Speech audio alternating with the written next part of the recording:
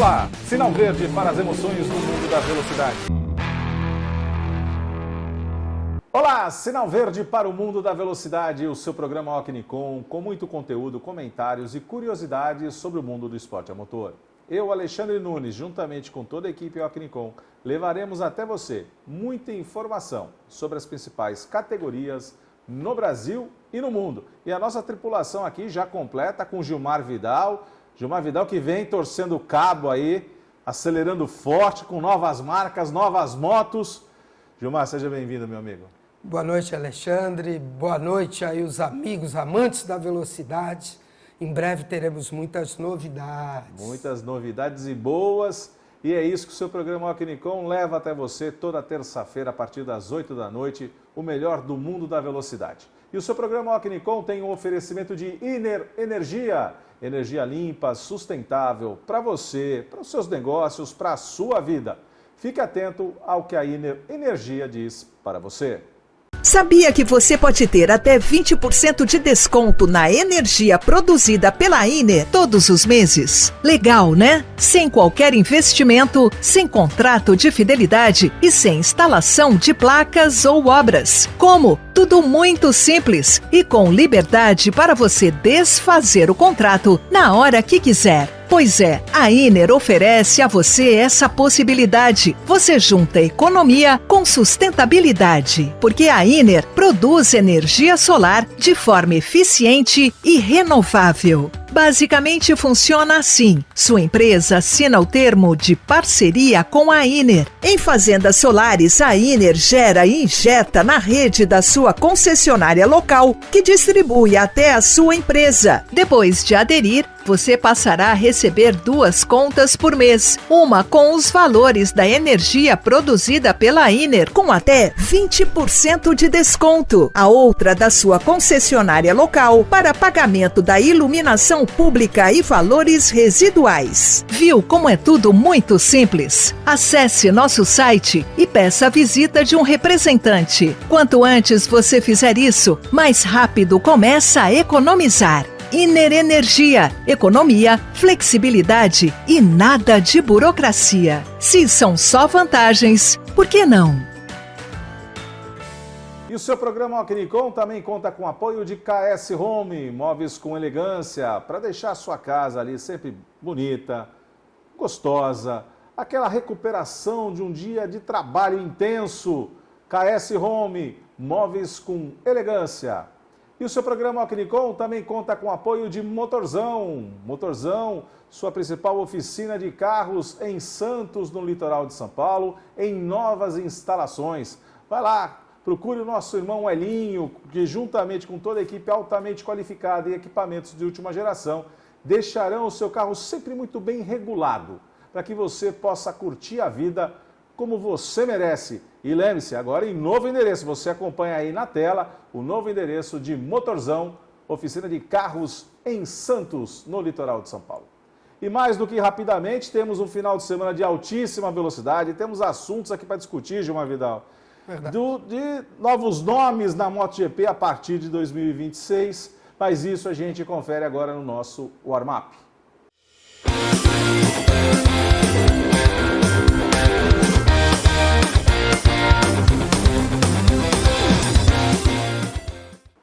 O warm-up destacando notícia da última semana. Temos novidade na Yamaha para 2026. Verdade. Como fazer para que esse turco não varra como varreu esse último final de semana, hein? Que ele varreu esse último final de semana, vamos falar já na Superbike, mas acho que foi uma injeção de ânimo no nosso Toprak, hein? Sem dúvida, ele, pelo que a gente já tem visto já há alguns anos, né, ele está sobrando na categoria no Mundial de Superbike, e ele já pleiteava uma vaga na MotoGP há algum tempo. Ele já havia feito no ano passado um teste na Yamaha oficial, mas ainda não tinha vaga. E duas situações foram muito importantes para essa decisão dele migrar para a MotoGP. A primeira é a mudança do regulamento no ano que vem, que pega todo mundo. Primeiro que as motos vão ter um pouco menos de fator aerodinâmico e menos sistemas de largada, de rebaixamento e tal. E outra coisa que para 2027, a MotoGP vai utilizar os pneus Pirelli, que é o que ele usa no Superbike. Então, esses fatores, com certeza, vão abreviar a adaptação do Turco já na MotoGP. Outra questão é que a Yamaha tem agora uma equipe satélite, né, que é a Pramac. Então, com certeza, no contrato dele, ele deve receber moto oficial, mesmo estando na Pramac. Era o que acontecia com o Jorge Martin, que era da equipe Pramac, mas tinha Ducati oficial. Claro. Então, eu acredito que vai acontecer isso e, com certeza, vai ser uma rápida adaptação do Turco e ele, com certeza, vai brilhar na categoria desde que a Yamaha consiga evoluir a moto, que venha o motor V4, que comece a dar resultados ainda esse ano, na segunda parte do campeonato, para que o Turco chegue em grande estilo na MotoGP. E mesmo porque a relação dos dois não é de hoje. Eles já tiveram relação lá atrás, né? Então isso já facilita. Sem dúvida, né? Ele ganhou o Mundial de Superbike, o primeiro Mundial, pela Yamaha. Pela Yamaha. Então, aí depois foi a decisão dele de vir para a BMW. Sim, né? Que até causou um certo espanto de falar, caramba, uma moto que não rende e tal, mas o que nós vimos que na mão dele qualquer moto rende. Lógico. Até havia um projeto da BMW subir para a MotoGP com ele, mas ele estudou, analisou bem a situação, ele viu que não é fácil uma marca que não teve ainda na MotoGP já fazer uma moto e ser competitiva. Uma vez que ele também não é um piloto tão jovem, se não me engano, ele tem acho que 27 anos. Então ele não poderia ir por uma BMW que levaria aí 3 anos, 4, para se tornar competitiva. Então ele fez muito bem em acertando com a Yamaha, que a Yamaha eu tenho certeza que no próximo ano, em 2027, ela vai sim voltar a ser uma moto competitiva. E é isso, o seu programa Clinicão vai acompanhar toda essa trajetória de Toprak ainda no Superbike este ano e na MotoGP a partir da temporada 2026. Saindo das duas rodas, vamos falar aqui um pouquinho do que aconteceu em Interlagos ao longo da semana, terminando no último domingo, o Festival Automóveis Interlagos 2025. Seu programa Clinicão esteve lá e vai mostrar uma matéria muito especial. Como é que foi a atmosfera? O que nós vimos lá de interessante no mundo da velocidade? Porque, afinal de contas, as montadoras, todas elas têm relação íntima com o mundo da velocidade. E tinha piloto santista passeando por lá. E nós aproveitamos para bater um papo, porque piloto, quando não está em autódromo, quando corre, é porque está vendo alguma coisa bacana aí para a sua carreira. E não foi diferente com Lélia Assunção. Então fica agora com a matéria que fizemos no Festival Automóveis Interlagos 2025.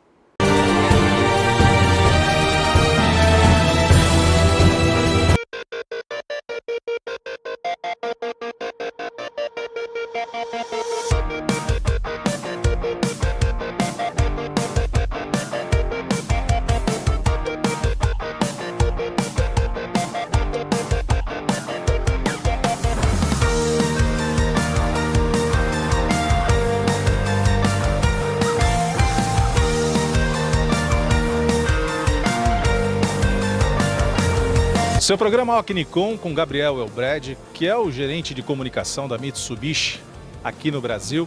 Gabriel, nós estamos aqui num festival Automóveis Interlagos, mas a montadora é uma coisa, competição não dá para dissociar, né? A gente costuma brincar no mundo da velocidade que a partir do momento que construíram o segundo carro, começaram as competições, né? Como é que é esse envolvimento Mitsubishi aqui no Brasil, principalmente com uma categoria off-road, mas também envolvida na principal categoria dos turismos nacionais, que é a Stock Car. Como é que é essa relação da marca Mitsubishi com o mundo da velocidade? Não, vamos lá. É uma relação que já vem de décadas atrás, não é uma relação nova, né? A Mitsubishi hoje promove o maior rally ride, né? Um rally monomarca da América Latina, que é a Mitsubishi Cup. Esse aqui é um carro de Mitsubishi Cup. E ele é feito na mesma linha de montagem de um Eclipse Cross normal. Por quê? Porque para nós, o Rally serve como um grande laboratório de testes para o carro de rua, né? Então, qual é a filosofia da marca, da empresa no Brasil? Se esse carro aguenta um Rally, ele vai aguentar de forma... Rally urbano, né? Rally urbano vai ser muito mais fácil, vai ser uma coisa bem simples para ele aguentar. Então, toda a robustez, toda a qualidade de construção já famosa da Mitsubishi vem da velocidade, vem das competições, né? Então, o Rally é um grande laboratório de teste para a gente. Já a Stock vem mostrar que esse carro também não é só 4x4, não é só para terra. Ele também tem um excelente desempenho no asfalto. A marca já tinha participado da maior categoria do automobilismo brasileiro, que é a Stock, entre 2005 e 2008. Foram 4 anos, 2 títulos. E neste ano a gente voltou, porque uma vez que a marca, que a Stock Car virou uma categoria de corrida de SUVs, a gente falou, bom, nós vendemos só SUVs, então agora sim faz sentido a gente voltar. Voltamos com o Eclipse Cross, que é um dos carros mais vendidos da marca. E a Stock hoje pra gente é uma excelente plataforma de divulgação dos nossos carros, né? E reforça cada vez mais o laço entre a Mitsubishi como montadora e o mundo da velocidade.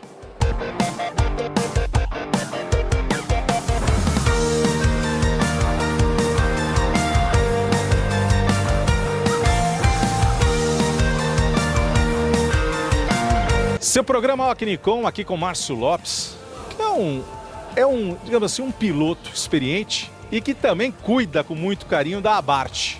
E aqui a gente está no stand da Abarth, no Festival Interlagos Automóveis, e a gente sempre tem a associação, Márcio, que montadora não pode ficar distante do mundo da velocidade, isso é uma intimidade, né? Conta um pouquinho pra gente mais essa relação de Abarth com o Manzini, que a gente sabe desse carro aqui é do Manzini, e a tua experiência no mundo da velocidade. Legal, eu sou um piloto, eu me formei como piloto de competição, né? Isso em 1997. O meu professor no primeiro curso foi o Roberto Manzini, né? Pela Escola de Pilotagem Interlagos, depois ele montou a escola dele, enfim. Na época era um outro patrocinador e hoje o patrocínio que o Manzini tem é Fiat. Então o que o Manzini propôs para a Fiat? Vamos colocar um modelo de rua para andar na 1000 milhas. E tá aqui o carro, o Pulse Abarth. É um modelo de 1.3 turbo de 185 cavalos de potência. Ele tem ali em média 27 kg de torque. A gente preparou o carro, esse carro foi montado em 15 dias, se eu não me engano, 15, 16 dias. Uma loucura para montar o carro, né? Eu tive lá acompanhando tudo, enfim, preparamos o carro. A gente colocou um módulo nele, que é um módulo da B-Power, que jogou o carro de 185 cavalos para 205 cavalos de potência. O torque subiu de 27 para mais ou menos uns 32, mas isso sem perder a originalidade do carro. E aí, os atributos que o regulamento exige. Santo Antônio, né? Amortecedor. Preparamos o carro para a pista, largamos aí na 1000 milhas, da meia-noite até meio-dia do outro dia. Chegamos em terceiro na categoria T2 e, no geral, em 28º. O carro não quebrou. A gente parou para abastecer, para tocar uma pastilha de freio, porque o desgaste lá é punk, né? Você passa aqui à noite, você vê o disco do freio vermelho, porque a galera freia lá dentro. E foi bacana. Deu resultado, mostramos que o carro é top para andar na pista. E é isso. Tá aqui, ó, o carrão. E andou com o carro, os 4 pilotos. Edu Bernasconi, o Dilser, né? O Roberto Manzini e o filho do Roberto Manzini, que é o Vitor. O número 70, como eu havia falado para você, comentei, foi uma homenagem que ele fez. Esse ano ele faz 70 anos. O Manzini é uma lenda aí do automobilismo. O cara manja muito de pilotar, tem a escola dele. Na minha opinião, é o melhor curso de pilotagem que tem. Você que quer se formar piloto de competição, vai lá no Manzini, porque ó, a galera lá é fera. Vale muito a pena.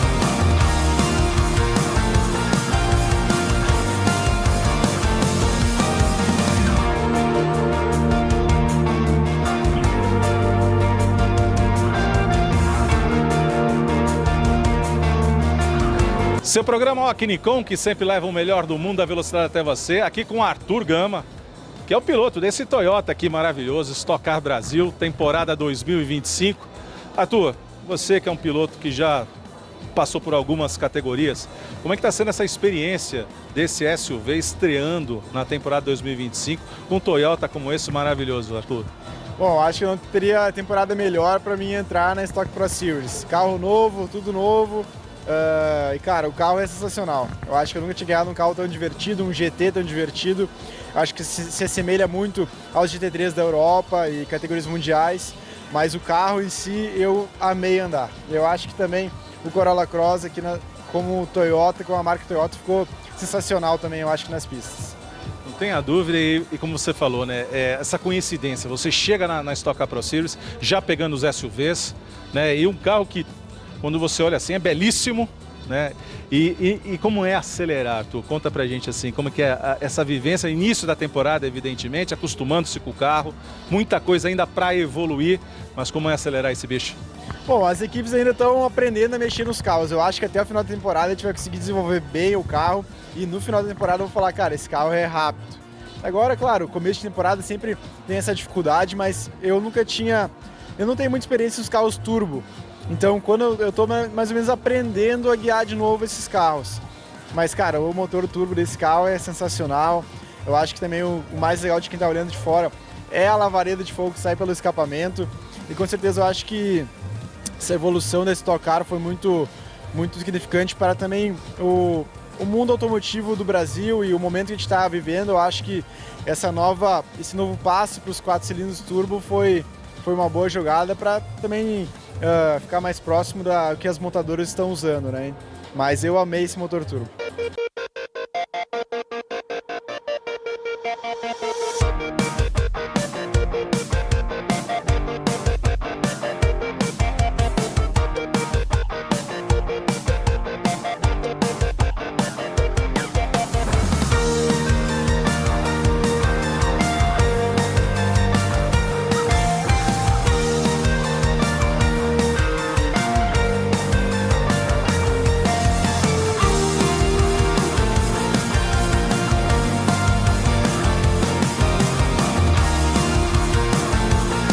Seu programa Ó, Nikon, que sempre leva o melhor do mundo da velocidade até você, com o Matheus Amaral, que é o gerente de marketing da Ford, da lendária Ford, a América do Sul. Diz uma coisa, meu amigo, a gente está vivendo aqui um momento especial do Festival Automóveis Interlagos, mas não dá para dissociar carros de competição, de corrida e muito menos a Ford. Desde Henry Ford, como que a gente pode aí traduzir essa relação de Ford com o mundo da velocidade e Ford Performance, né? Exato, e não é à toa que a gente está vestido de Ford Performance aqui no Festival Interlagos. É o 3º ano que a gente está presente. E a Ford tem uma relação de longa data, né? Não só pela história que as novas gerações estão vendo nos filmes de hoje, como Ford versus Ferrari, mas o Mustang é um carro, o Mustang e o Ford GT, eles pavimentaram muito esse caminho da indústria e da competição, né? Não é à toa que o Mustang está há 61 anos com produção ininterrupta e é o carro que deu o pace, que deu a saúde para você ter corrida de rua, corrida de pista, Le Mans, a gente tá de volta em Le Mans, agora em 2027 a gente volta com Hipercar também na Le Mans, então essa visceralidade que a gente tem do nosso produto com a competição, ela vem de longa data e não é à toa que hoje a gente está aqui no Festival Interlagos trazendo o que há de melhor no nosso portfólio. E vem cá, a gente não está só falando dos carros reais, nós também temos uma experimentação virtual no simulador. Vamos lá até o simulador? Vamos aqui, ó. Ford Performance aqui nos simuladores. Vem cá, Luizinho, ó, acompanha aqui a gente.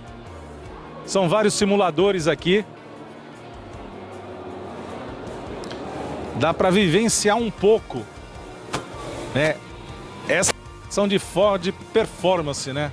E acho que isso aqui para os convidados, para os visitantes, é uma coisa importante ter essa sensação, né, no mundo da velocidade. Isso é um coqueluche para o entusiasta, né? Não é todo mundo que tem a oportunidade de pilotar aqui em Interlagos. É claro que a gente espera ter quase 1000 test drives aqui, mas quem não tiver a oportunidade de andar com o Mustang na icônica pista de Interlagos, a gente tem aqui um monte de simuladores para o pessoal de se divertir, entender qual que é essa essência do Mustang, porque esse simulador da PlayStation aqui, ele é muito real, ele tem um retorno do volante como você tem num carro de corrida, né?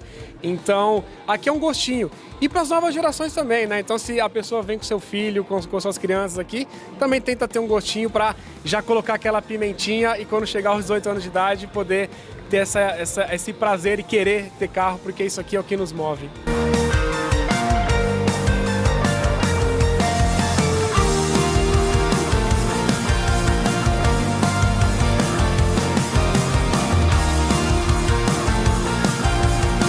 Seu programa Maquinicom, que sempre leva o melhor do mundo, a velocidade até você, aqui com Lélio Assunção, nosso piloto santista. Lélio, o piloto não consegue ficar distante de autódromo nem na semana que não tem corrida, Lélio. É um pouco disso, irmão? Não dá pra fugir, né? Quando aparece evento assim, a gente quer estar perto aqui, quer ver as novidades, quer ver os carros, ouvir o ronco, sentir o cheiro. E é isso aí. É muito legal o evento aqui, a gente chegou hoje, estamos conhecendo ainda e é legal encontrar vocês aqui. E o festival Interlagos Versão Automóveis tem um pouco dessa mescla, né? Das montadoras, evidentemente, mas com um monte de carro de competição que o mundo da velocidade que a gente ama também está presente aqui, né, Lélio? Exatamente, a gente está aqui no stand da Hyundai, né? A gente estava vendo o carro aqui, mas se for andando aí a gente encontra várias categorias, como você falou. Tá bem legal. Agora, por falar em Hyundai, tem novidade aí na temporada 2025 de Lélio Assunção. Estreando em categoria 9, o motor é Hyundai, né? Exatamente, não é coincidência, né? A gente está com esse fundo aqui. A gente vai estrear na Fórmula Evo, agora nessa próxima etapa no Velocitar. Então, estou bem confiante, fiz alguns treinos com o carro é bem parecido com o que a gente andava na 1600. O carro tem bem pouca diferença, um carro mais bem construído, mais novo, né? Natural. E é isso aí, vamos para cima, conto com a presença de vocês lá, para acompanhar a gente sempre, postando as novidades e tentar uma vitória nessa estreia. Vamos para cima. É isso aí, o seu programa Maquinicom estará lá no Velocitar em Mogi Guaçu, acompanhando todo final de semana da temporada do Campeonato Paulista de Automobilismo e, obviamente, com aquela lupa sobre Lélio Assunção, agora na Fórmula Evolution. Parabéns, Antônio, presidente, que trouxe mais um talento para a sua categoria e o programa Maquinicom estará acompanhando. Maquinicom, o mundo da velocidade se encontra aqui. Saindo do Festival de Interlagos, vamos falar da prova de gala desse final de semana, 24 horas de Le Mans. Eu diria, Gilmar Vidal, que foi ali um desenho de roteiro fantástico, com o Robert Kubica sendo o protagonista. Sim. Por tudo aquilo que ele viveu ao longo da sua carreira como piloto, sofrendo 2 gravíssimos acidentes, e eu até fiz uma ilação, porque um dos principais, ou o primeiro, né, acidente mais contundente que ele teve, foi justamente num Grande Prêmio do Canadá, Sim. que foi realizado Sim. no mesmo domingo, né, Sim. no período mais da tarde para nós aqui no Brasil. E o interessante é que tivemos uma Ferrari dominante ao longo das 24 horas, tivemos sim uma Porsche chegando ali ao final para interromper o pódio amarelo e vermelho. Então entrou a bandeirinha italiana, ou melhor, a bandeira alemã no meio das duas bandeiras italianas. Mas não dá para destacar a excelente trabalho da Ferrari, né, Gilmar? Sem dúvida nenhuma, foi fantástico. Eu assisti a prova quase toda, né? Realmente o Kubica e o trio de pilotos ali sobrou. A Ferrari amarela, né? Dominou a prova. Realmente a Porsche, em alguns instantes, chegou a ter uma ameaça, mas sem dúvida nenhuma a Ferrari, se não me engano, a terceira vitória consecutiva em Le Mans, né? As duas vermelhinhas. Depois que a Ferrari voltou para os Hypercars, não tem para ninguém. Dominou. Não tem para ninguém. Não tem para alemão. Realmente foi uma corrida fantástica. Tínhamos a expectativa do Amir, né? Do Felipe Nasser, né? Fazer uma grande corrida e chegar à vitória. Infelizmente não foi possível, mas realmente a corrida foi fantástica. Estratégia talvez um pouco equivocada com o carro número 4 ali, eles não souberam compor ali talvez a tripulação, a gente viu ali, não estavam todos no mesmo patamar. Mas levando aqui a informação para você, Robert Kubica, junto com Yifei e Philippe Johansson, formaram a tripulação vencedora das 24 horas de Le Mans. Na segunda posição chegou o Porsche número 6, da Porsche Penske, então o The Captain chegou na segunda posição, com a Ferrari a F-Corse 51 na terceira posição. A 50 veio logo atrás. Já para nós brasileiros, Felipe Nasser foi o 9º colocado na geral, com o seu Porsche, e Felipe Drugovich na Hypercar na 20ª posição, com problemas com o seu Cadillac. Já na LMP2, tivemos vitória da Oreca da Inter Europol Competition, com Jakub Imerchowskisk, Nick Yoled e Tom Dillman formaram a tripulação vencedora na LMP2. Já os nossos brasileiros, Pietro Fittipaldi com Oreca da United Autosport na 7ª posição e o nosso piloto Daniel Schneider chegou na 11ª posição, também na equipe da United Autosport. Já na Le Mans GT3, tivemos vitória da Porsche com Ryan Hardwick, com Ricardo Pera e Richard List, formando a tripulação alemã da Porsche. Os nossos brasileiros, Daniel Serra com a Ferrari chegando na 8ª posição, Custódio Toledo na 11ª posição também com a Ferrari. Na 13ª posição, Dudu Barrichello com a sua Aston Martin. E fechando a tripulação brasileira em Le Mans 2025, na 20ª posição na LM GT3, a BMW de Augusto Farfus, que enfrentou alguns problemas sérios ao longo das 24 horas lá em La Sarthe. Vamos sair aqui das 24 horas de Le Mans, vamos falar aqui de Superbike. Superbike Mundial com o final de semana que só deu o turco Toprak. Venceu a primeira prova com Nicolo Bulliga na 2ª posição, seu grande adversário na temporada 2025, e Danilo Petrucci na 3ª posição. Já na Superpole, Toprak venceu com Alex Lowes na 2ª posição e Andrea Locatelli na 3ª. E aí veio a corrida 3, que foi um passeio, com Toprak vencendo com mais de 9 segundos sobre Nicola Bulliga, e Álvaro Batista completou o pódio na corrida 2 de uma Vidal. Não teve para ninguém esse final de semana. Sem dúvida. O turco extremamente motivado, com o contrato já garantido para a MotoGP, e ele mesmo declarou que ele quer sair da Superbike como campeão, para consagrar a sua passagem por esse campeonato, que está fantástico, um campeonato muito disputado, com motos de série, né? Sem dúvida. Preparadas, obviamente, mas o turco realmente ele superou em muito e bem lembrado, né? Ganhou na casa da Ducati, na casa do Bulliga, para mostrar a superioridade. Misano, né? Mas vamos lá, saindo da Superbike, vamos dar um pulinho aqui na Espanha para falar do World TCR, o Campeonato Mundial de Turismo, que teve Ian Elacher da França vencendo a corrida 1, com Santiago Urrutia do Uruguai na 2ª posição e Qionghu Ma da China, o chinês, na 3ª posição. Já na corrida 2, Nestor Girolami da Argentina venceu, com Ruben Volt da Estônia na 2ª posição e Ian Echaler da França na 3ª posição.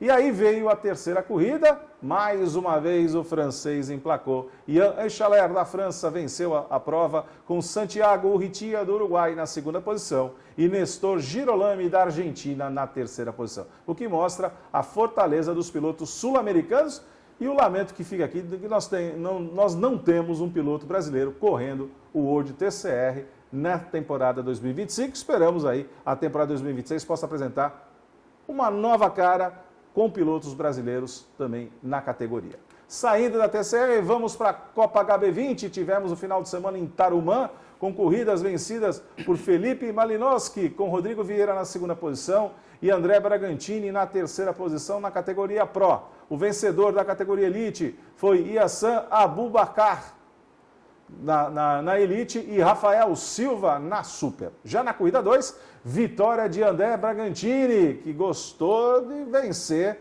na Copa HB20. Max Índio na 2ª posição e Felipe Malinowski na 3ª posição. Já na categoria Elite, vencida por Bruno Massa, e na categoria Super, Ricardo Lima venceu a 2ª prova lá em Tarumã.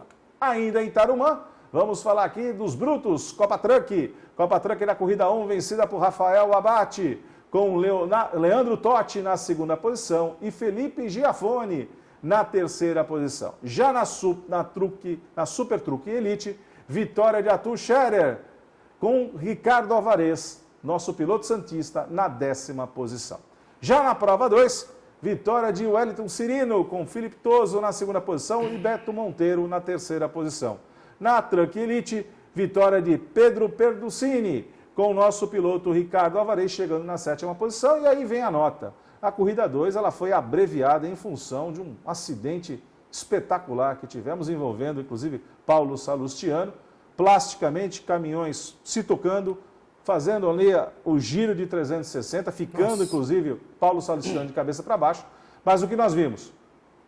Como os caminhões da Copa Truck estão preparados sim para deixar o piloto são e salvo. Ambos os pilotos saíram pelos seus próprios meios, quer dizer, o Paulo Salustiano ajudado porque estava de cabeça para baixo, mas saíram com seus próprios meios.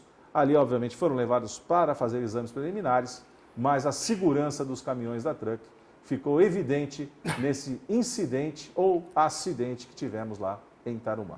Saindo da Copa Truck, vamos para a F1 Academy. Tivemos nesse final de semana no Canadá as provas, 3 provas para as meninas no circuito Gilles Villeneuve. E tivemos Dorian Pan vencendo a primeira prova, com Ella Lloyd na segunda posição e Nina Gardman na terceira posição. Já nossas pilotos, Aurélia Nobels na 9ª posição e Rafaela Ferreira na 13ª posição. Na corrida 2, vencida por Emma Felbermayr, com Ella Lloyd na segunda posição e Nina Gardman na terceira posição. Aurélia Nobels foi a 9ª colocada e Rafa Ferreira não completou a prova, ficando na 13ª posição. Já na última prova do final de semana, Claude Chambers dos Estados Unidos venceu, com Ella Lloyd na segunda posição e Dorian Pan na terceira posição, completaram o pódio. Já Rafaela Ferreira, 12ª colocada, e Aurélia Nobels na 16ª posição. Chegamos, enfim, à Fórmula 1.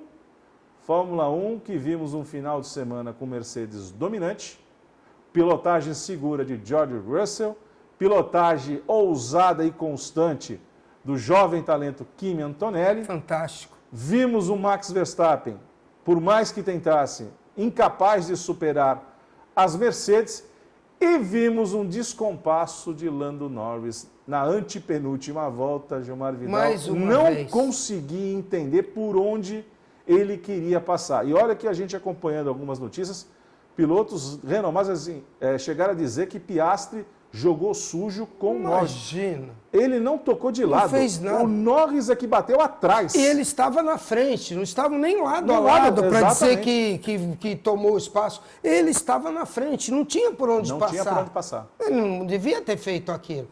O que ele demonstrou, mais uma vez, um descontrole, né?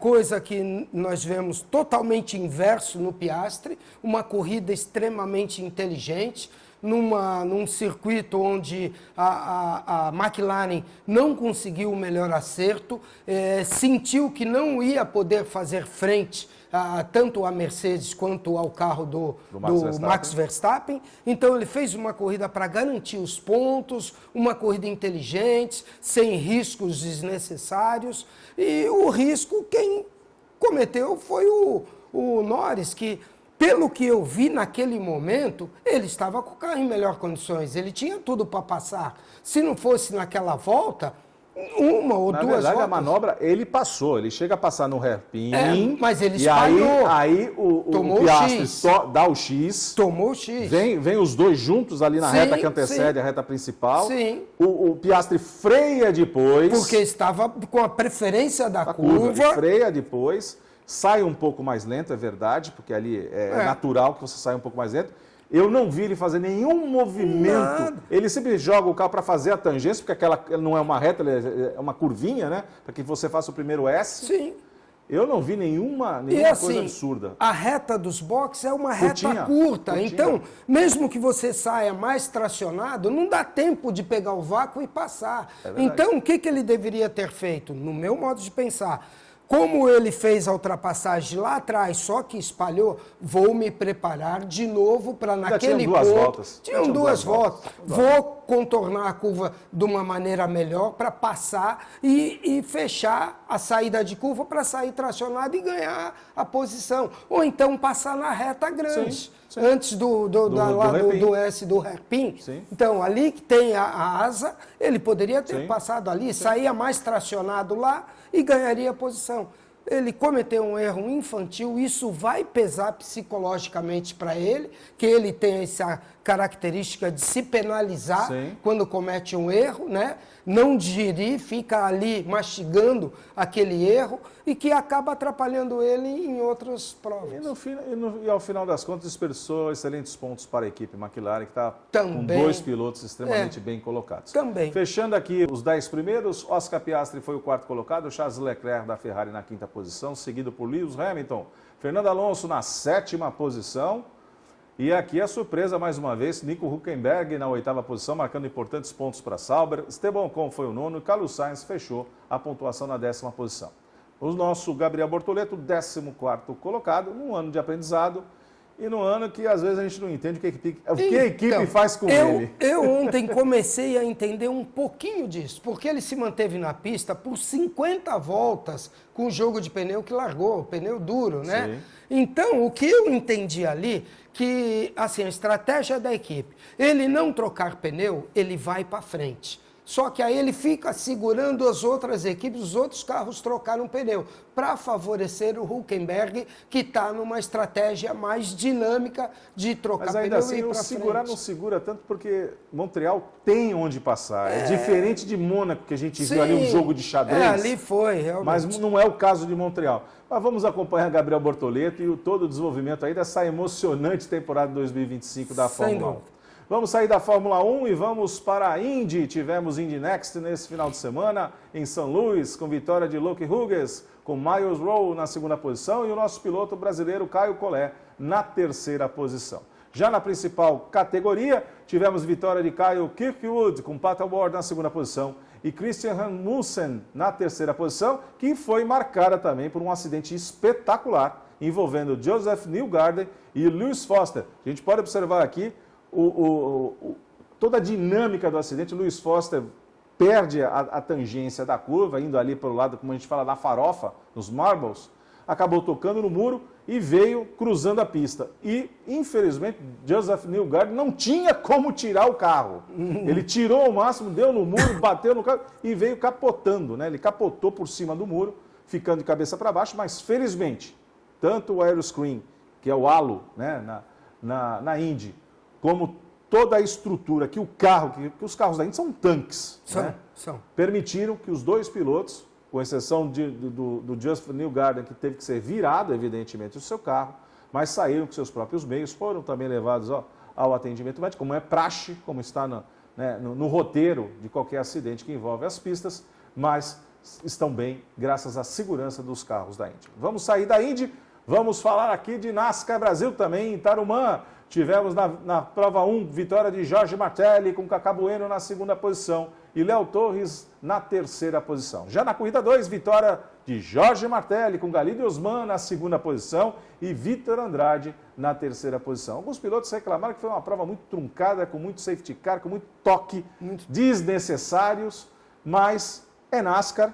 Alguns pilotos talvez ainda não estejam acostumados com esse roteiro trazido pelos americanos para o Brasil, mas foram provas interessantes e a NASCAR Brasil sempre é maravilhoso de se acompanhar. Vamos sair da NASCAR Brasil, vamos para a NASCAR norte-americana. Tivemos a Xfinity Series na Cidade do México, tivemos lá em Hermanos Rodrigues, vitória do mexicano Daniel Suárez, para a alegria dos mexicanos que lá estavam lotando o Autódromo Hermanos Rodrigues, com Taylor Gray na 2ª posição e Aston Hill na 3ª posição. E fechando o final de semana em altíssima velocidade, na Cup Series, vitória do australiano Shane Van Gisbergen. Choveu, põe pneu de chuva, circuito misto, e aí o moço mostra Que realmente... anda e anda muito e entende como fazer um carro andar na pista úmida e levou o seu carro à vitória, seu Chevrolet à vitória, com Christopher Bell na 2ª posição e Chase Elliott na 3ª posição. Esse foi o final de semana, um aquecimento rápido, porque agora nós vamos continuar a nossa endurance no Conversa de Paddock com Raul Boesio.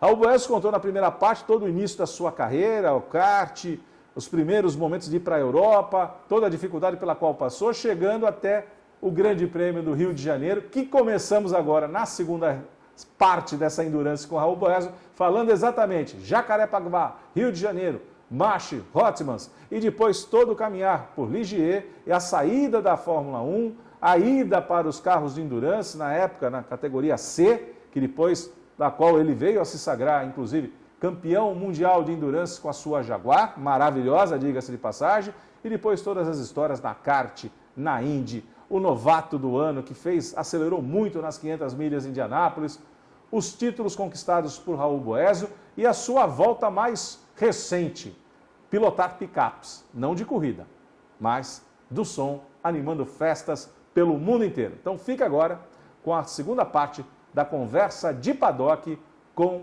Raul Boesio.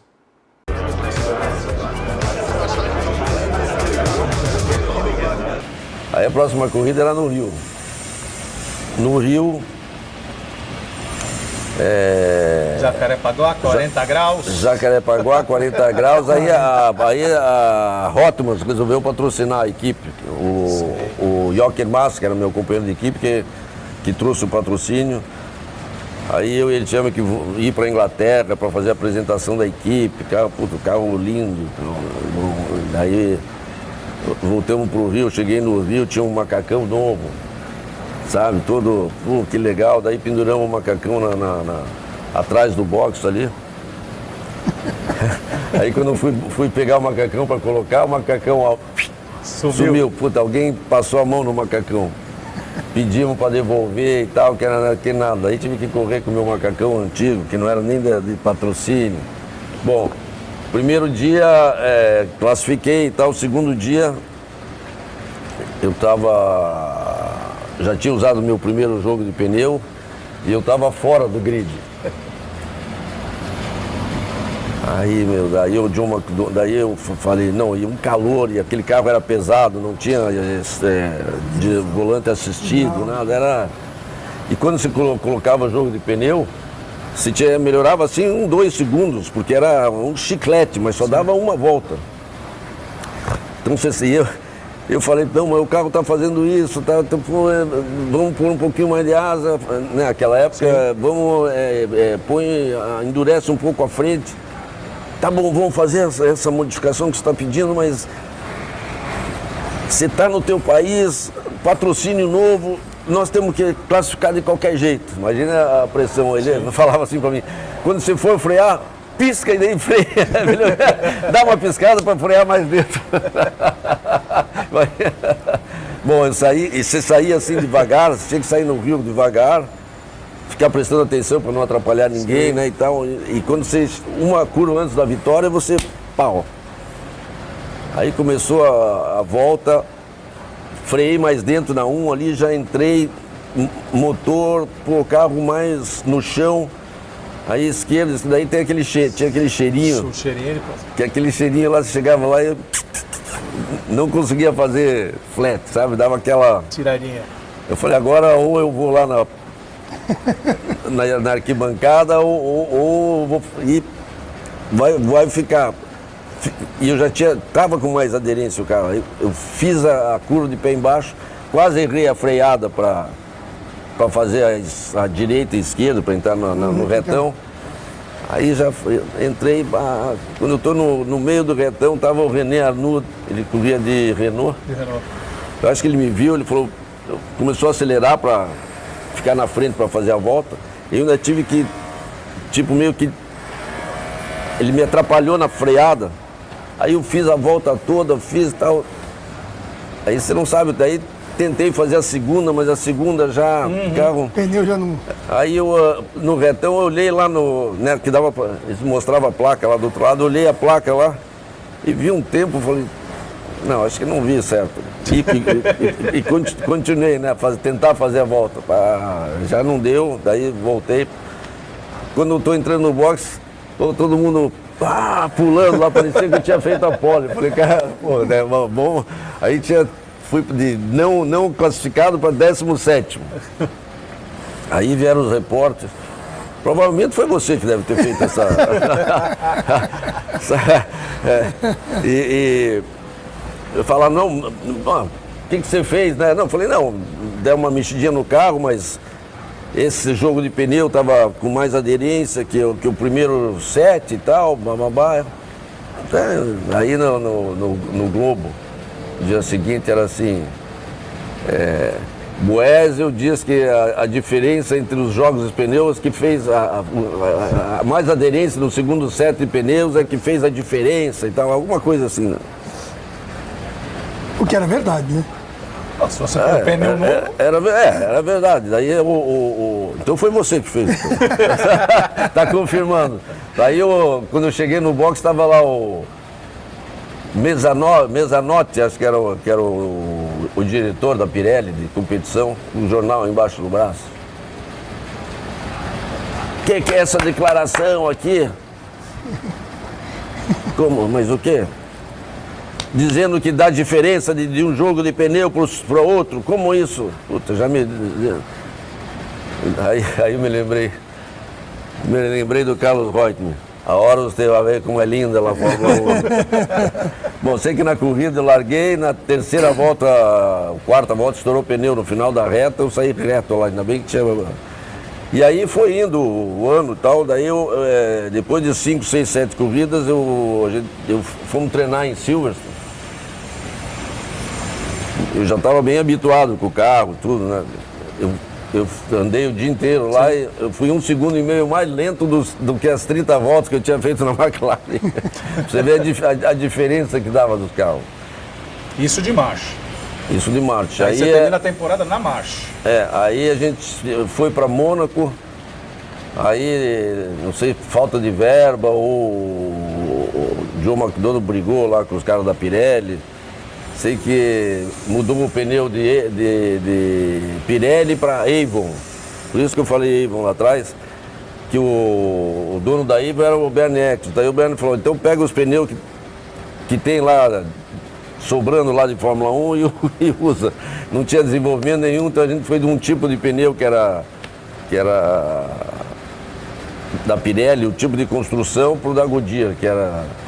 E óbvio que dali em diante, o negócio só degringolou, o Jochen deu uma batida lá em Paul Ricard, que foi parar lá nas arquibancadas, ficou meio... Aí falou que não ia mais terminar a temporada, aí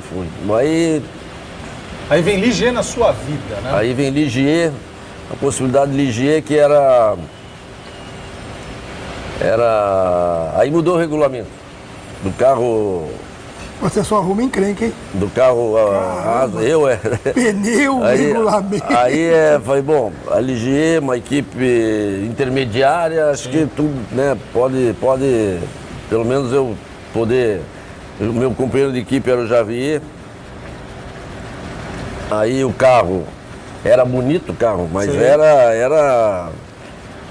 Eu usava o motor Ford... Cosworth, ele também, só que ele usava uma geração mais nova, mais potência.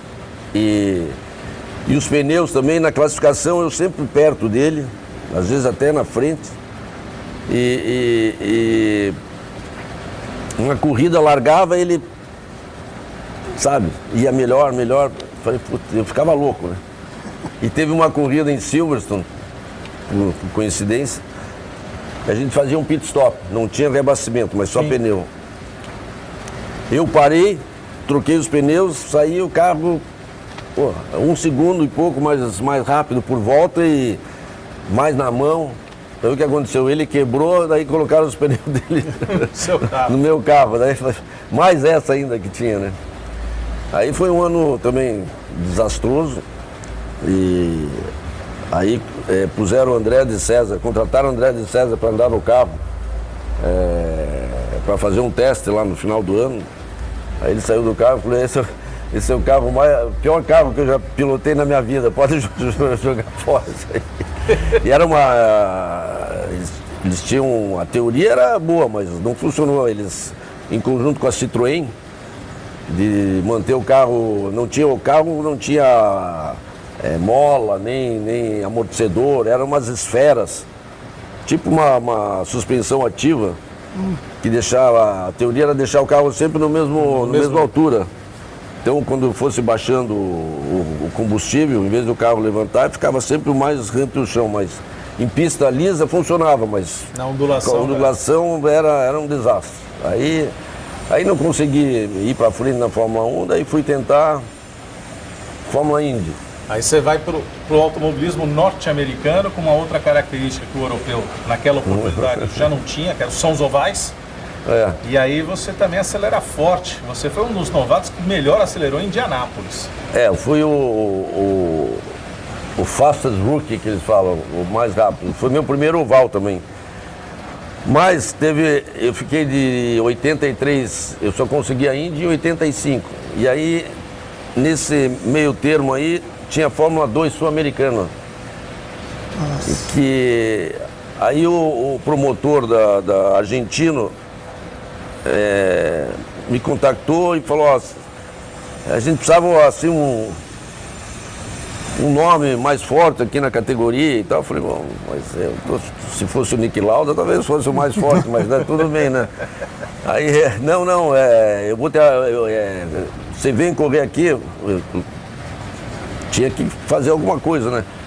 Então eu morava, estava em Nova York, e aí ia para as corridas da Indy com o currículo embaixo do braço, me apresentando e tal.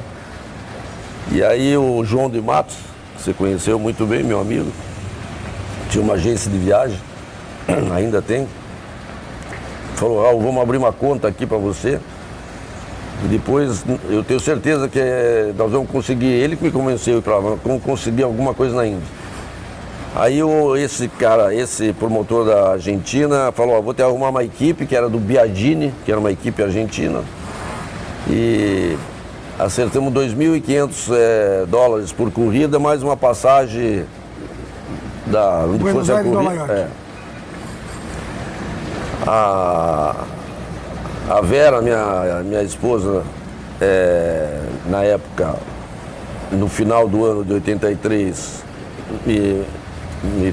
eu estava em Nova York tentando arrumar a equipe lá, me comunicou que estava grávida. Falei, nossa, agora tem que arrumar um emprego de qualquer jeito. Tem que acelerar mais ainda. Aí ela estava em Curitiba, né? Daí, então eu ia para as corridas, deixava $1.500 com ela, ficava 1.000 comigo e voltava para os Estados Unidos. Mas o mais interessante é que a minha primeira corrida foi em Salta. Em Salta. E aí o carro não estava pronto e eu fiquei olhando os carros entrarem no box e tinha uns que tremiam assim. E os dos brasileiros entravam mais assim. Eu falei, pô, será que a pista, o lugar que eles entram, é que a gente usava um pneu argentino, lá, não me lembro o nome da marca, e os brasileiros usavam o pneu Pirelli. E os argentinos não eram... Aí quando eu sentei, ficou pronto o meu carro, eu saí, o carro vibrava muito. Eu falei, pô, esses caras não, ainda por cima não balancearam as rodas, né? Aí eu parei e falei, o carro trepida muito. Não, é assim mesmo, como assim mesmo? Não, é que os pneus não são totalmente redondos, eles são... Aí você acostumava com a trepidação, sei que o primeiro treino foi mal, o segundo melhoramos um pouco, eu larguei lá 20º cacetado. Daí mudamos o carro bastante para a corrida, terminei em quarto. Puta, virei quarto, aí foi indo. Daí eu fui o primeiro brasileiro a ganhar a corrida, que foi no Rio. Depois a outra em Porto Alegre. Segundo, achei que eu não fiz todas as corridas do campeonato, cheguei em sexto. Mesmo com o pneu meio redondo?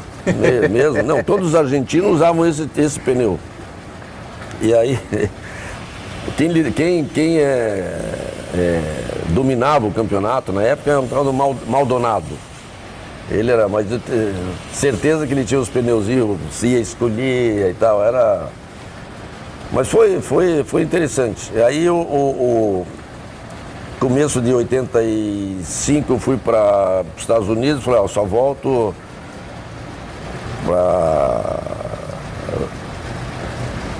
só se conseguir alguma coisa. Falei para a Vera na época, eu vou para lá e só chamo vocês quando tiver um carro. Aí vai, batalha daqui, batalha ali. Aí o Dick Simon, todo mundo que eu via, a equipe dele era um desastre. Aí eu falava com as pessoas lá, falei, puta, esse aí nunca vai deixar de correr, e a equipe dele é um cara, até que eu falei, bom, liguei para ele, ele falou, ó, você é persistente, então eu estou indo por acaso para Nova York, vamos tomar um café. Aí fui tomar um café com ele. Então, ele falou, ó, semana que vem a gente vai testar o carro novo em Watkins Glen. Eu vou te dar um teste, mas só para teste eu já tenho outro piloto que vai fazer os circuitos ovais comigo, mas tá bom. Aí tinha uma empresa de aviação chamada People Express. E cheguei lá com a passagem, o João, né, me deu a passagem, cheguei lá. Era tipo uma empresa chata, falei, bom, cheguei em frente ao balcão, tinha umas 300 pessoas, assim. E eu fui, ó, tá aqui meu voucher, né, da passagem. Não, tá, o avião tá no horário e tal, mas tá vendo essas outras pessoas aqui, todas estão no mesmo voo e o voo tá lotado. Que legal.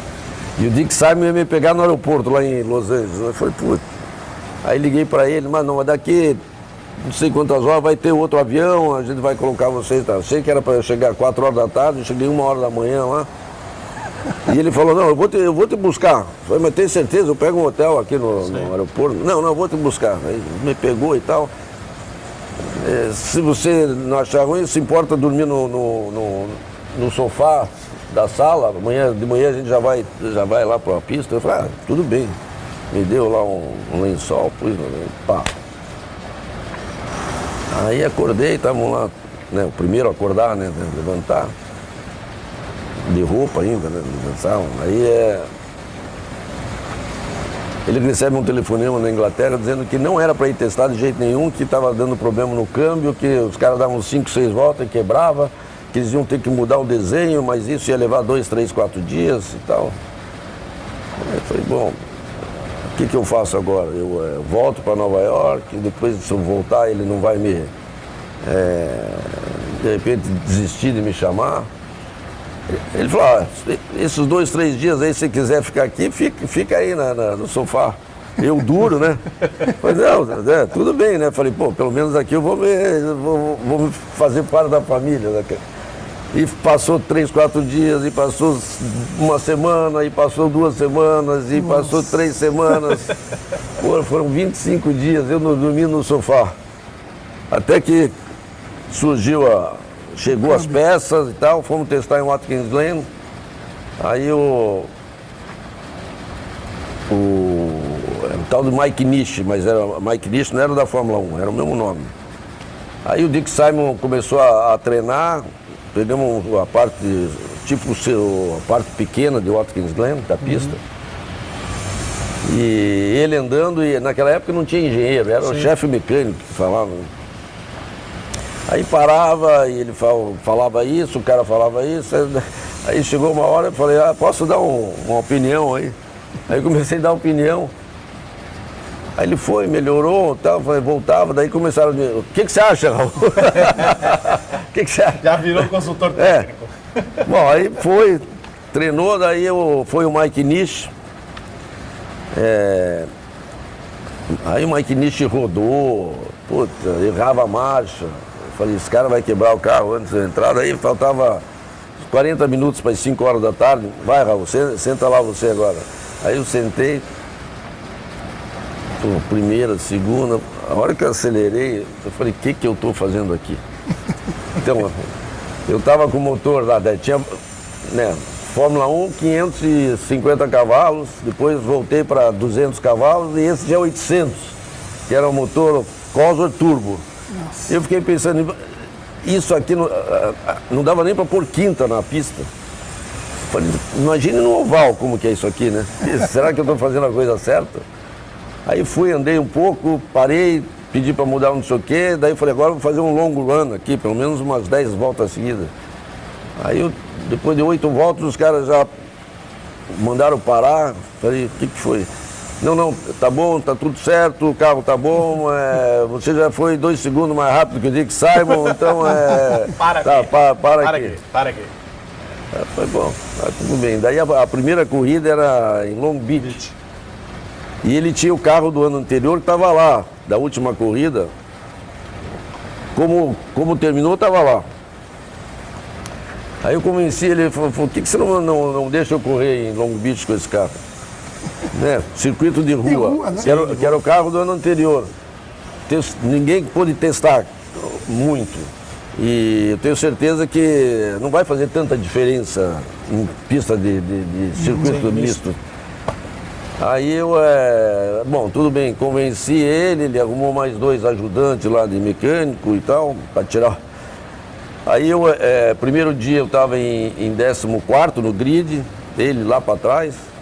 Segundo dia eu estava fazendo a minha classificação, ia ficar entre os 10. Tinha um piloto chamado Daniel Gaius, famoso. Aí tinha uma curva que era ponto cego, assim, eu na minha volta de classificação, ele rodou e eu entrei. Consegui parar, mas para não bater, mas dei uma encostada. Quebrou a asa, um pouquinho da suspensão, nada que não desse para arrumar. Aí eu fiquei em 14º mesmo no grid e ele não classificou. Aí ele falou, Raul, por que você não... Vamos fazer o seguinte, você vai correr com o meu carro, só que tem que largar em último. Eu falei, tá bom. Aí larguei em último, estava em 9º, acho. Aí quebrou o diferencial. Por quê? Porque naquele tempo lá que ficou na oficina, lá os mecânicos desmontaram o diferencial para ver como que era e tal, e não montaram com a cola certa, nem com a pressão certa dos parafusos, foi indo bum. Só que estavam os diretores da Duracell lá, que estavam lançando um produto chamado Brake Free, que era tipo um WD-40, então o carro era brake free ainda. E os caras, adoraram e tal, nunca tinham visto o carro andar tanto e ultrapassar. Enfim, aí de lá abriu a porta, né? Fui para Indianápolis, daí já fiz o rookie test, passei, aí foi o ano, foi indo. Daí fiz vários ovais, e aí pro ano seguinte a Duracell falou, a gente só põe Duracell, mas tiremos o Raul como piloto. E aí foi mais um ano com ele. E aí onde vem essa parte agora? Vamos acelerar aqui forte agora por 24 horas de Le Mans. A tua carreira vai para o Mundial de Endurance, da onde você se sagra, inclusive, campeão mundial, né? A bordo de uma Jaguar maravilhosa, diga-se de passagem. Como é que foi essa vivência, Raul, da questão da Endurance e ter a oportunidade de correr em Le Mans? Você foi 2º colocado, na geral, inclusive, né? Mas você foi campeão mundial de Endurance. Acho que talvez seja um dos grandes marcos aí na tua vida. Então, contando rapidinho, depois de 86 eu fiz uma temporada ótima com a Dick Simon. O Carl Haas me chamou para ser o 2º piloto da Newman Haas. Fiz um contrato verbal com ele, aperto de mão, tudo certo. A última pergunta foi, o Mário Andretti não vai se opor? Não, a equipe é minha, blá, tudo certo. Tudo isso era... Depois da última corrida que tinha sido em Tamiami Park, em Miami, eu fiz a pole. E volta e meia, nós uma equipe pequena, né? De Lola, e eles eram a Lola de fábrica. Eu falei, tá bom, então vou passar o Natal em Curitiba e tal. Quando estava em Curitiba, liga o telefone, era o Carl Haas dizendo que o Mário estava irredutível, que não ia conseguir. Convencei e tal, aí fiquei sem equipe, começamos a procurar e tal, acabou eu fazendo um teste na Jaguar, que acabou, eu nunca imaginei sendo campeão. E aí depois, e fui campeão sozinho, que normalmente é de dupla, né? É dupla. Por quê? Porque a dupla era o Ed Chive e eu, daí surgiu a oportunidade do Ed fazer Fórmula 1. Sim. E as datas coincidiam, eu fiz com outros pilotos e acabei ganhando o campeonato sozinho. E aí, voltei para a Indy depois, continuei fazendo corridas para Jaguar, ganhei as 24 horas de Daytona no ano seguinte, 88, primeiro brasileiro também. Primeiro brasileiro, vai ser Daytona. Aí fui correr na equipe Domino's Pizza, Aí depois fiz IMSA. Carro número 30. Aí fiz IMSA com a Jaguar de novo, campeonato americano, ganhei a corrida de Miami. Sim. E esse ano de 91, aí segundo em Le Mans. Vou aproveitar aqui. Nós estamos aqui vivendo a atmosfera de Le Mans. Como é correr em Le Mans? Le Mans, a primeira vez que fui foi em 87. O primeiro era só 2 pilotos. Sim. Fizemos, eu e Ed Shiver. No final da corrida, o Ian Lammers tinha quebrado o carro dele, que era da equipe, também do outro carro. Ele aí pulou para o nosso carro para ajudar. Tinha aquela reta Monsanto. Sim, Monsanto. E aquela reta lá, toda vez que entrava, você rezava um Pai Nosso, uma Ave Maria para chegar no final. Porque chegava na metade da reta, já estava 360, 370 e ficava até o final. No final da reta tem um cocuruto assim. E a décima curva de segunda a 80 por hora. Só que naquela época a luz do carro não era como hoje. Era bem mais precária, né? E na chuva e à noite. Então e a diferença dos carros. Então no primeiro ano teve o warm-up, eu saí, aí entrei na reta e começou aquela fumaça de água, né? Aquela spray de água. E chegando assim, falei, bom, acho que está na hora de eu sair. Quando eu saí, fez assim, ó, uá! Que era um carro de outra categoria mais limpa. Eu falei, nossa senhora. Bom, então essa é mais uma coisa que tem que tomar cuidado. Esse ano terminamos em quinto.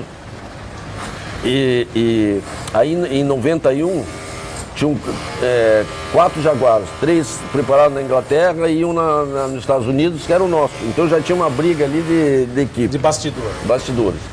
E para alemã tem uma regra, como a Mazda usava aquele motor rotativo, eles tinham uma vantagem de peso, só para essa corrida. O Le Mans tem um regulamento diferente das outras. O nosso carro era 270 e todos os outros 270 quilos mais pesado que o Mazda. 270 quilos? Então o que fizeram? Motor mais forte, né, usa mais combustível. Chegou uma hora da corrida, a Mazda fazia o pit stop, a gente ia para primeiro. Fazia o pit stop, eles iam para primeiro. Só que a gente usava 5% a mais de combustível para manter aquele ritmo. Aí tivemos uma hora que, tira o pé, senão nem em segundo a gente vai chegar. E foi a única corrida que a Mazda ganhou na vida. Todas as outras andavam lá atrás. Só uma curiosidade, essa reta aí de Le Mans ou a Eau Rouge, qual que é pior? A curva de subida ou acelerar? Essa reta de Le Mans era difícil. Tanto é que modificaram, né? Fizeram 2 chicanas agora, não tem mais essa reta toda. Afinal de contas, você não respondeu. Qual que é pior, essa reta de Le Mans ou a Eau Rouge? A reta de Le Mans era... Como é que fica o freio, Raul? Porque você pega uma reta longa, mais de 350 km por hora. Chega lá no final... Tem que dar um toquinho no freio ali para ver se segura alguma coisa. Chega lá no final, você dá uma bombada.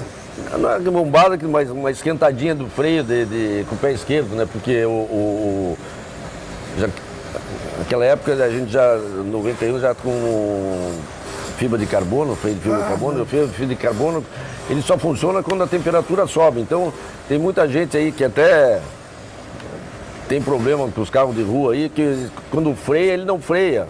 O carro não freou porque estava devagarinho e não deu tempo de esquentar, parece que não tem freio. Então você tem que... E aí ele quando ele pega a temperatura, ele pá! Parece que ele estanca. Aí ele estanca. Então tinha que dar uma... Le Mans é pior. Le Mans era pior, né? Agora não. Agora, vou fazer uma comparação aqui. Você viveu Fórmula 1, você andou em Mônaco. Sim. Você viveu Indy, você andou 500 milhas de Indianápolis, você viveu Endurance e você andou 24 horas de Le Mans. Falando da Tríplice Coroa, né, para o europeu, porque você vence, né, uma das provas que para o americano é a sua Tríplice Coroa, que são as 24 horas de Daytona. Você venceu Daytona. Mas olhando assim, pelo olhar europeu, Qual das três, assim, tem a maior mística que você... Pelo que você já vivenciou, porque você já andou pelos melhores circuitos do planeta. Ah, eu acho que Mônaco, né? Mônaco é a corrida... Uma magia maior. É, uma magia, vamos dizer, o environment, né? Toda... Sim, a atmosfera ali. São duas coisas diferentes. É incrível você também estar no grid de largada de Indianápolis e ver aquela reta lotada de gente. Esse ano tinham quase 400 mil pessoas. Ali dentro, né? É, ali dentro. Se você for lá fora, tem o triplo, né? É um evento mais pomposo do que Mônaco. Mônaco é glamour. É glamour, É glamour. É o petit comité. Né? Aquela coisa assim mais para poucos. E Indianápolis é mais raiz, né? É mais raiz. Aí você vem desse universo da endurance, né? A tua carreira não para na velocidade, mas você passa a acelerar picapes. Som. Ah, picar. Já estava pensando. Não é nenhuma truque. Não, porque tem a categoria de picape lá. Sem corrida. Será que ele está? Acelerar picapes. Como é que é essa passagem? Como é que é o envolvimento da música? Será que era naquele prédio lá na Inglaterra que se ouvia um menino ouvindo rock and roll, o outro ali, a música pop? É que fez Raul Boesio ir para as picapes? Não, ou a música do motor. Porque o motor para piloto é música, né? Aquele motor gritando é música, né? Que já me deixou surdo, né? Inclusive. Então, eu sempre gostei de música. Então, era uma paixão paralela. E aí, depois que eu parei de correr lá, vim correr de Stock Car aqui. Enfim, aí chegou uma hora, eu comecei a ficar desmotivado e falei, acho que está na hora de parar. E aí a Débora falou, por que você não compra um equipamento de som aí, porque você adora a música, para aprender a tocar, só para, enquanto isso, pensar no que você vai fazer da vida, né? Claro que pensava que ia continuar envolvido com automobilismo. E aí eu comprei equipamento, peguei um professor e que gostar de música é uma coisa e tocar é outra, né? E aí foi um desafio, né? E aí eu peguei o gosto, fui aprendendo e aí já toquei, já fazem 15 anos isso. De piloto para DJ. De piloto para DJ, todo mundo achava, esse cara ficou maluco. Ficou maluco. Mas maluco dos bons, diga-se de passagem. Tem uns que falam, pô, é a segunda vez que ele faz alguma coisa que gosta e ainda ganhando um cachê. Olha aí. Né? Tem muita gente que não consegue fazer a primeira... Né, uma vez na vida. Ser profissional do que gosta, né? Então, eu acho que eu fui, assim, abençoado nesse sentido. Meus filhos acharam meio estranho no começo, mas tiveram outros que falaram, olha, ele é dos poucos que está fazendo uma segunda profissão, uma coisa que ele gosta. É isso. Raul, a Conversa de Paddock é esse momento aqui que a gente procura conhecer, né, melhor a vida, a pessoa. E você está num lugar especial aqui, em Santos. Né, o nosso programa Ocnicom parte. Deixa eu falar. A minha primeira aparição em público foi aqui em Santos, para tocar. Era um clubezinho chamado Euro. Então eu tenho boas memórias aqui de Santos. É isso, gente. Você vê, Conversa de Paddock que a gente costuma fazer nos paddocks dos autódromos, desta feita, recebendo uma visita muito especial do campeoníssimo Raul Boesio. Milton, você foi o responsável por esse enlace de alguém que você conhece muito bem. Eu não vou falar nem dos bastidores da conversa. O Milton ficou muito quieto, ele não fez nenhuma pergunta picante. Você não parou de falar o tempo todo. Justamente para você não criar controvérsia no programa. Eu queria muito agradecer a tua participação, Raul. Não tenha dúvida que tem muitas outras histórias para a gente conversar, muitas outras histórias para a gente contar. Mas, de fato, é assim, como alguém que é fã, que ama a velocidade, como nós amamos aqui no programa Ocnicom, mas eu particularmente amo velocidade, eu posso dizer que o universo paralelo, da onde nasce o Ocnicom, que é o Autorama, já me fez pilotar a tua Jaguar, Silk Cut, como você também me fez pilotar a sua Indy número 30 Domino's Pizza. Então, e na época a gente modelava as carrocerias ainda. Então, com muito gosto, eu usei o seu sobrenome nas pistas e com relativo sucesso, eu diria, inspirado por você. Realmente foi um prazer receber uma conversa de paddock do programa Ocnicom. Volte mais vezes, porque nós vamos caçar você, Milton, você sabe o endereço da fera e a gente vai atrás de você. Esse ano acho que sai a minha biografia, daí você vai poder ler várias histórias mais assim dos bastidores. É isso aí, Raul. Obrigado, campeão. Muito obrigado pela sua participação. Milton, obrigado, irmão. Essa é a Conversa de Paddock do seu programa Ocnicom, que sempre leva o melhor do mundo da velocidade até você. Ocnicom, o mundo da velocidade se encontra aqui. Vocês acompanharam aí toda a carreira, toda a trajetória fantástica do piloto grande campeão Raul Boesio. O seu programa Ocnicom, mais uma vez, não poderia perder a oportunidade de vindo a Santos, como veio Raul Boesio, para compromisso social, fazer a conexão. Milton Alves sempre muito atento, né? Um grande amigo também de Raul Boesio, uma grande amizade, a gente pôde observar isso enquanto fazíamos a entrevista, alinhou isso conosco. E mais uma vez agradecer ao seu Pepe, espanhol, que também ama a velocidade, do Atlântico Gold, por permitir que nós tenhamos condições de fazer a gravação com o Raul Boesio, também a Rita, que é assessora da diretoria do Grupo Atlântico, que permitiu então essa conversa mais do que extraordinária, bacana, descontraída. Claro, a gente só não controlou as obras do prédio vizinho, então peço aqui desculpas pelo ruído, mas eu tenho convicção que tudo aquilo que o Raul Boesio contou pra gente é fantástico e a gente que ama o mundo da velocidade curte cada vez mais os grandes campeões. Agora vamos para a nossa Final Lap, a agenda do próximo final de semana, com muita coisa bacana para acontecer, mas antes fiquem com a mensagem de KS Home, móveis com elegância, e depois a nossa Final Lap. Presente Grupo KS, com as lojas KS Home e Casa Matu, oferecendo uma ampla seleção de móveis e decoração, seja para renovar ou criar um novo estilo. O Grupo KS tem tudo que você precisa para deixar a sua casa limpa.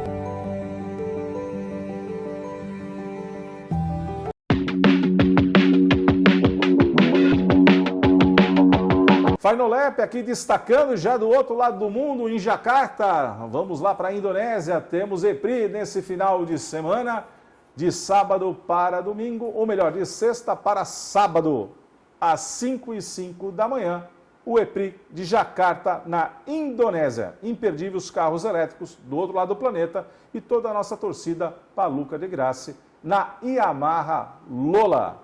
Saindo da Fórmula E, vamos para também lá do outro lado do mundo, na Austrália, temos em Hayden Valley Raceway, temos etapa do Supercars australiano nesse final de semana, com corrida 1 na sexta-feira, às 11h15 da noite, e na madrugada, de sexta para sábado, às 2h40, a segunda corrida do final de semana, e na madrugada, de sábado para domingo, às 2 da manhã, a terceira corrida do Supercars australiano, que são carros maravilhosos e corridas emocionantes decididas até a linha de chegada.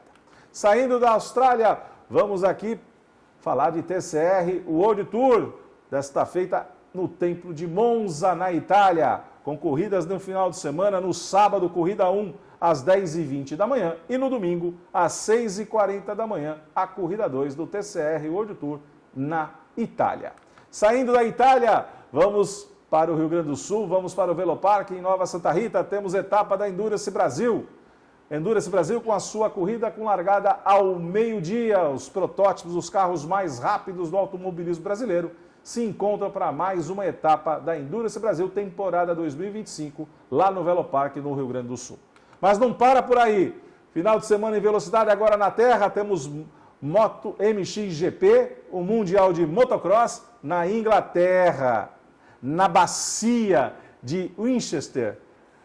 Seu Gilmar Vidal, olhando a imagem aqui da largada da temporada passada, realmente é desafiante ter esse desnível e andar nessa terra fofa e lamacenta, como é característica da Inglaterra, né, Gilmar? Sem dúvida, o clima lá sempre favorece a chuva, né?